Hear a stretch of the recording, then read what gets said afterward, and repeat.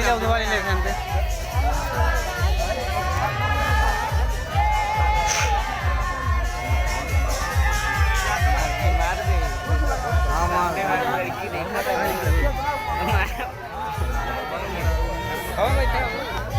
दस यार भैया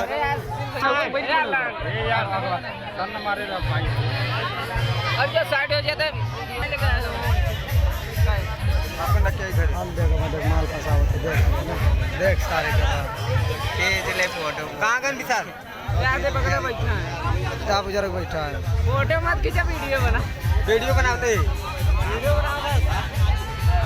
अरे भाई तो वीडियो बनना इनके ना सही होता कैमरा कहाँ नहीं सही होता कैमरा सही नहीं होता केकर सही होता हमारा तो नहीं सही होता सामने